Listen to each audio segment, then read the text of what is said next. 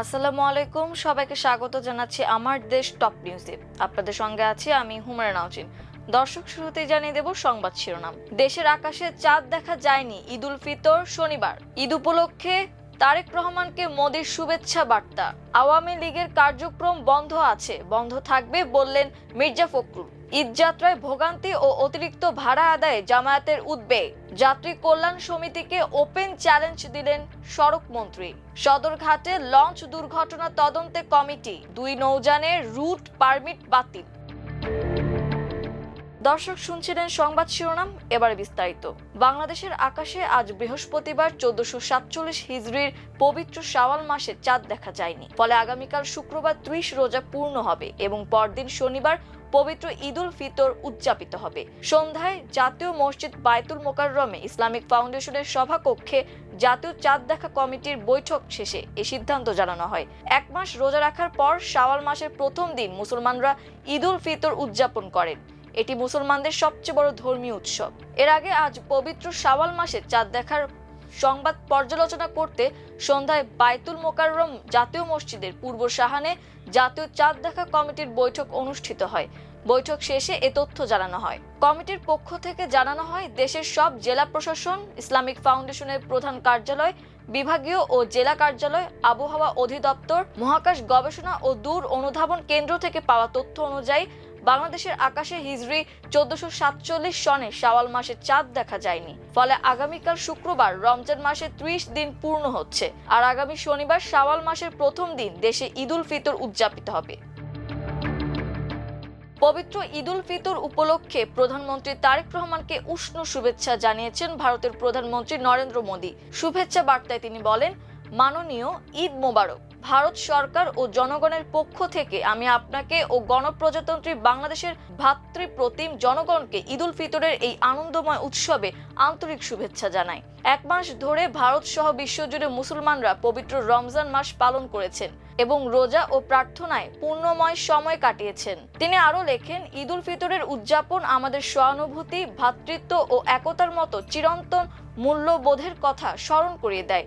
আমরা বিশ্ব জুড়ে মানুষের জন্য শান্তি, সম্প্রীতি, সুস্বাস্থ্য এবং সুখ কামনা ও প্রার্থনা করি। একই সঙ্গে আমাদের দেশগুলোর মধ্যে বন্ধুত্ব ও সৌহার্দ্যের বন্ধন আরো দৃঢ় হোক। মাননীয়, অনুগ্রহ করে আমার সর্বোচ্চ সম্মানের আশ্বাস গ্রহণ করুন। আওয়ামী লীগের রাজনৈতিক কার্যক্রম নিষিদ্ধ ও বন্ধ থাকবে বলে মন্তব্য করেছেন বিএনপির মহাসচিব এবং স্থানীয় সরকার মন্ত্রী মির্জা ফখরুল ইসলাম আলমগীর। একই সঙ্গে তিনি বলেছেন, অন্যান্য রাজনৈতিক দলগুলো তাদের কার্যক্রম চালিয়ে যাবে। তিনি বলেন, আওয়ামী লীগের কার্যক্রম নিষিদ্ধ আছে, বন্ধ থাকবে।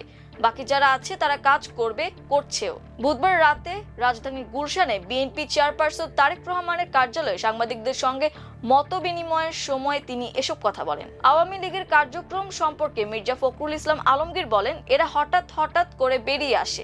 এগুলোকে খুব বেশি গুরুত্ব দেওয়ার কিছু আছে বলে আমি মনে করি না। আমি যেটা মনে করি, পলিটিক্সটাকে চলতে দিন। তিনি আরো বলেন, বাকিরা যারা আছে তারা কাজ করবে, করছেও। আওয়ামী লীগ তো চেষ্টা করবেই কিছু কাজ করছে, লাভ তো হচ্ছে না। পিপল তাদের রিজেক্ট করেছে। সারা দেশে ঈদ উল ফিতর উপলক্ষে ঘরমুখো মানুষের যাত্রায় চরম ভোগান্তি, অতিরিক্ত ভাড়া আদায় এবং সার্বিক অব্যবস্থাপনায় গভীর উদ্বেগ প্রকাশ করেছে বাংলাদেশ জামায়াতে ইসলামী। বৃহস্পতিবার গণমাধ্যমে পাঠানো বিবৃতিতে জামায়াতের সহকারী সেক্রেটারি জেনারেল এবং কেন্দ্রীয় প্রচার ও মিডিয়া বিভাগের প্রধান অ্যাডভোকেট এহসানুল মাহবুব জুবায়ের এই উদ্বেগের কথা জানান। বিবৃতিতে তিনি বলেন, প্রতি বছর ঈদকে সামনে রেখে দেশের বিভিন্ন প্রান্ত থেকে লাখো মানুষ নারীর টানে নিজ নিজ গন্তব্যে ছুটে যান। কিন্তু দুঃখজনক হলেও সত্য, যাত্রী সাধারণকে এবারের ঈদ যাত্রায় সীমাহীন দুর্ভোগের শিকার হতে হচ্ছে। সড়ক, রেল ও নৌপথে যানজট, টিকিট সংকট, অনিয়ম এবং অতিরিক্ত ভাড়া আদায়ের অভিযোগ পাওয়া গেছে। এতে সাধারণ মানুষের কষ্ট আরো বেড়ে যাচ্ছে, যা অত্যন্ত উদ্বেগজনক ও অনভিপ্রেত। অ্যাডভোকেট জুবায়ের বলেন, পরিবহন সংশ্লিষ্ট অসাধু চক্র সুযোগকে কাজে লাগিয়ে যাত্রীদের কাছ থেকে অতিরিক্ত ভাড়া আদায় করছে, যা সম্পূর্ণ অমানবিক ও অনৈতিক। এ ধরনের অনিয়ম বন্ধে সংশ্লিষ্ট কর্তৃপক্ষের কার্যকর পদক্ষেপ গ্রহণ করা অত্যন্ত জরুরি। বিবৃতিতে তিনি সরকারের সংশ্লিষ্ট মন্ত্রণালয় ও দপ্তরসমূহ আইন শৃঙ্খলা রক্ষাকারী বাহিনী এবং পরিবহন মালিক শ্রমিকদের প্রতি আহ্বান জানিয়ে বলেন, যাত্রীদের নিরাপদ, স্বাচ্ছন্দ্যময় ও সাশ্রয়ী ভ্রমণ নিশ্চিত করতে সমন্বিত উদ্যোগ গ্রহণ করতে হবে।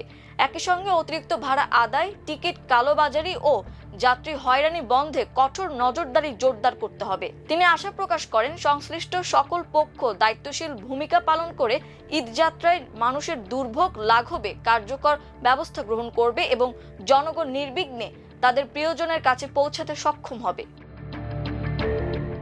যাত্রী কল্যাণ সমিতি মন গড়া তথ্য দিচ্ছে, ঈদ যাত্রায় কোথাও বাড়তি ভাড়া নেওয়া হচ্ছে না বলে মন্তব্য করেছেন সড়ক পরিবহন ও সেতু মন্ত্রী শেখ রবিউল আলম। এমনকি তিনি যাত্রী কল্যাণ সমিতির সাধারণ সম্পাদককে ওপেন চ্যালেঞ্জ দিয়েছেন। আজ রাজধানীতে ঈদ যাত্রার সার্বিক পরিস্থিতি পর্যবেক্ষণকালে সাংবাদিকদের এসব কথা বলেন তিনি। মন্ত্রী বলেন, যাত্রী কল্যাণ সমিতি মন গড়া তথ্য দিচ্ছে। সরকারিভাবে বিআরটিএ, হাইওয়ে পুলিশ নিয়মতান্ত্রিকভাবে সঠিক ডাটা কালেক্ট করছে।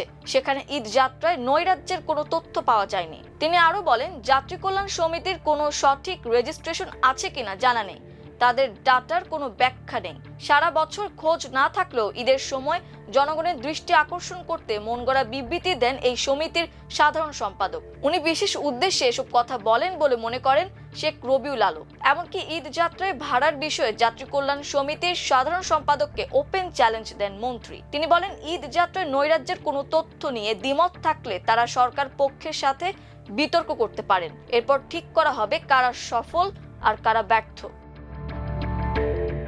ঈদ যাত্রার মধ্যে রাজধানীর সদরঘাট লঞ্চ টার্মিনালে সংঘটিত লঞ্চ দুর্ঘটনার পর ব্যবস্থা নিয়েছে সরকার। ঘটনার জন্য দায়ীদের চিহ্নিত করতে দুর্ঘটনায় জড়িত দুটি লঞ্চের রুট পারমিট বাতিল করা হয়েছে। সেই সঙ্গে গঠন করা হয়েছে পৃথক দুটি তদন্ত কমিটি। বুধবার রাতে সদরঘাট লঞ্চ টার্মিনালে পৌঁছে দুর্ঘটনাস্থল পরিদর্শন করেন নৌপরিবহন প্রতিমন্ত্রী মোহাম্মদ রাজীব আহসান। সে সময় সংশ্লিষ্ট কর্মকর্তা ও প্রত্যক্ষদর্শীদের সঙ্গে তিনি কথা বলেন। প্রতিমন্ত্রী বলেন, সরকার এই বিষয়ে অত্যন্ত গুরুত্ব সহকারে নিয়ে ব্যবস্থা নিয়েছে। তদন্তে যাদের দোষ প্রমাণিত হবে তাদের বিরুদ্ধে সর্বোচ্চ আইনানুগ ব্যবস্থা নেওয়া হবে। নৌপথে কোনো ধরনের দুর্ঘটনাকে প্রশ্রয় দেওয়া হবে না। আহতদের উন্নত চিকিৎসা নিশ্চিত করতে প্রয়োজনীয় সব ব্যবস্থা নেওয়া হয়েছে উল্লেখ করে তিনি বলেন, নিহতের পরিবারকেও সরকারের পক্ষ থেকে সর্বোচ্চ সহায়তা দেওয়া হবে। প্রতিমন্ত্রী রাজীব আহসান বলেন, মর্মান্তিক এই দুর্ঘটনার জন্য দায়ী ব্যক্তিদের দৃষ্টান্তমূলক শাস্তির আওতায় আনা হবে। তদন্ত কমিটি করা হয়েছে। ইতোমধ্যে সংশ্লিষ্ট দুটি লঞ্চের রুট পারমিট বাতিল করা হয়েছে। দুর্ঘটনার কারণ অনুসন্ধানে নৌ পরিবহন মন্ত্রণালয় এবং বিআইডব্লিউটিএ পৃথক দুটি তদন্ত কমিটি গঠন করেছে। 3 কার্যদিবসের মধ্যে তদন্ত প্রতিবেদন দাখিলের নির্দেশ দেওয়া হয়েছে।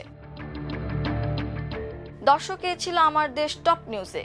এতক্ষণ আমাদের সঙ্গে থাকার জন্য অসংখ্য ধন্যবাদ। আল্লাহ হাফেজ।